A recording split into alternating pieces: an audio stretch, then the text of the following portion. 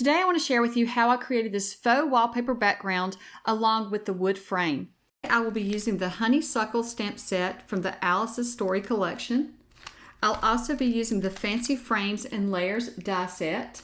And then I'm going to be using the new Diamond Trellis Embossing Folder.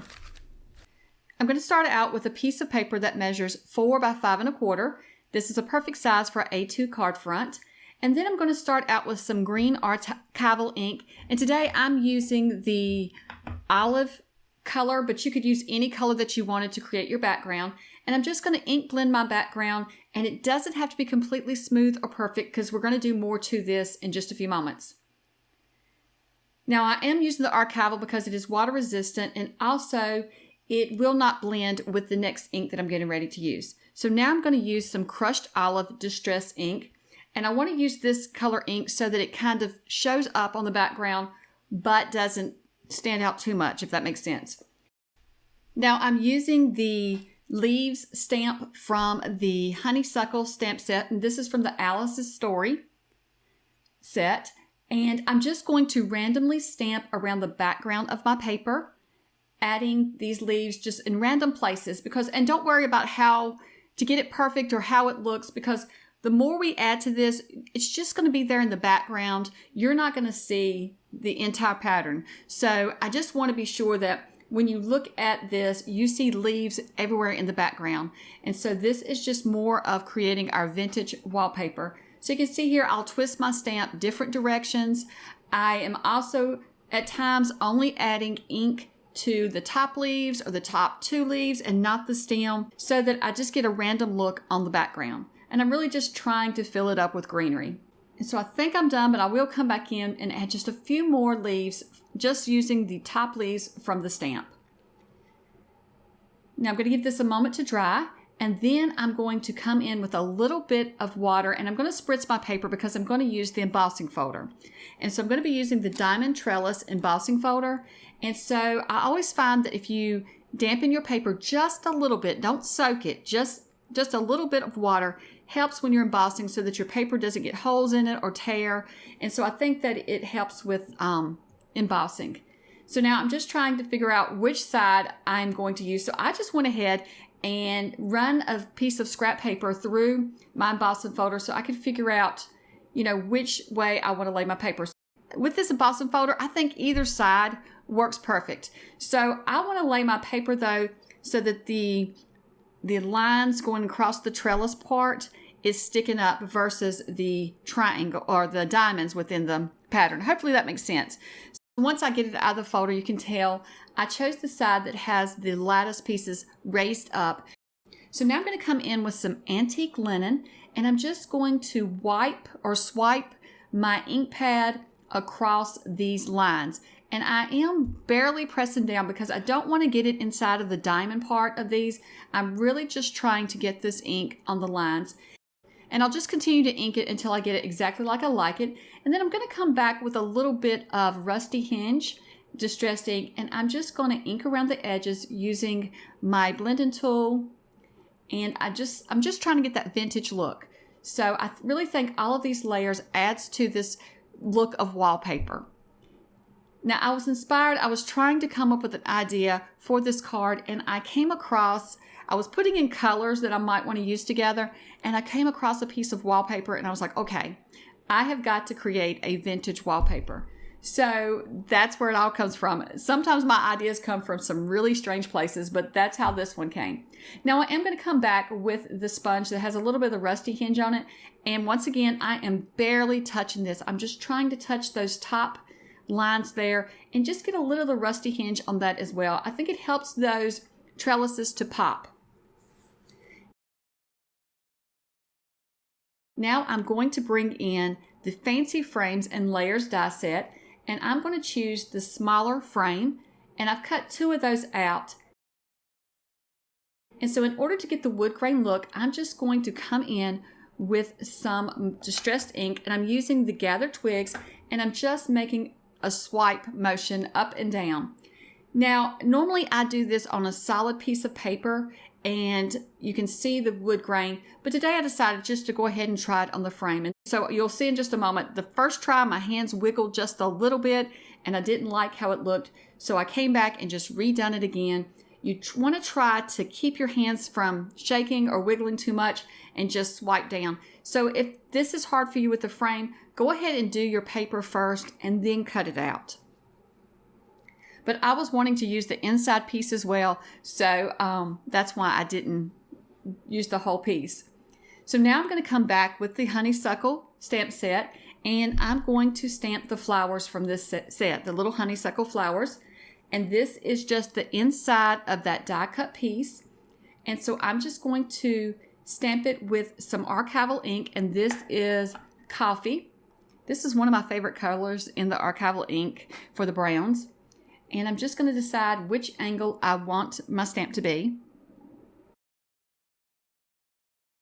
And I just want to fill in a lot of this layered piece.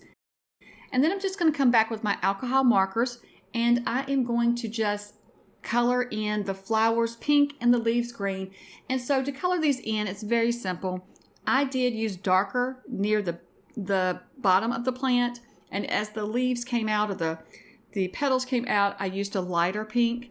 And then for the leaves, I'm just blending in some darker green and lighter green just to add the shadows and highlights.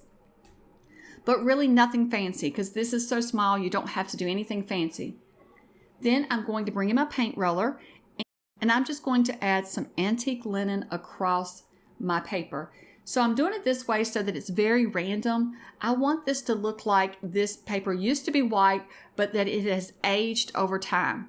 And so once I get the center there is looking really good. It's hard to see on camera, but there is some antique linen across the whole piece.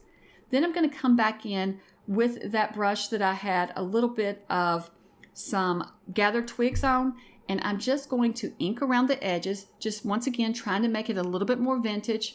And then I'm going to lightly, like barely touching it, add a little bit onto the actual piece. And all of this sets that flower back in the background and makes it look like it has aged over time. If you were to color it after you did all this, your flower is going to pop and not look like it aged with it. So I wanted to get that aged effect. And then I'm going to stamp love from the same stamp set onto my little photo here, but I'm just trying to decide where I want to stamp it. There's two open spaces here, so I had a hard time deciding which one to fill in. And once again, I just used the coffee archival ink for that. Now you can see the first frame that I created. You can see a little bit at the top there. I wiggled a little. It probably wouldn't have been a big deal, but since I already had a second frame cut, I went ahead and tried again. So like I said, it doesn't always work out when you're crafting. So just, I make mistakes. Everyone makes mistakes or has little mess ups. So don't give up. Just give it another try. Now I'm just going to layer these frames on top of each other because I want the frame to be thicker. So in my thoughts, this card is a wallpaper background with a photo hanging on top of the wall. And so the frame, I want to be a little bit thicker than the photo inside, just like a wooden frame would be. I didn't want it to be too thick because if I want to use this as a card to send somebody, I don't like them to be too thick. But in the end, stick around to the end to see how I'm going to use this one. I really think that I'm not going to use this one as a card, but I'll show you in a few moments what I think I'm going to do with it. So I'm just going to attach the frame to the center of my wallpaper background. And since this piece was cut out of the center, it's going to fit perfectly inside of our frame. So I'm just going to add a little glue to the back of it, and then I'm going to add it to the frame. And it will line up perfectly inside there. So then I'm just going to add it to a piece of craft colored cardstock that measures 4 1/4 by 5 1/2. And then I just realized my photo is upside down because if you look at the wallpaper, the leaves are upside down. Actually, the more I looked at it, I thought I could just leave it, but I knew it would irk me. So thankfully the glue had not dried. So I pulled it off and I'm just going to flip my card base around. I had all intentions of the leaves going up the card instead of going down, but honestly, it would have worked just fine with them hanging down. It would have been like a tree, leaves hanging down. but I did decide to pull it off and switch it. It was one of those days. I was having one of those days. I don't know if you have those sometimes when you get in a craft room, but I was having one of those days. So I'm just going to fit it back into the frame there and then just press it down. And I am thankful that the glue had not totally dried. So I love all the texture on this background. Now I'm not going to add this one to a card base. I have a little folder here that I've cut up and I've started making an accordion junk journal. And so a junk journal or accordion folio, we'll see what it turns out to be. But I really think this is going to look pretty on the front. I'm thinking I'll add a little bit of book page collage behind it and then I'll attach this to the front. But I'm still deciding how I want to do that. So I haven't got too far on this folio or junk journal that I'm creating. But I really think this would make a cute cover for it. So that's what I'm going to use mine for. And I'll try to, once I do that, I'll try to show you. I'll either come back on my channel or it'll be on Instagram when I do that.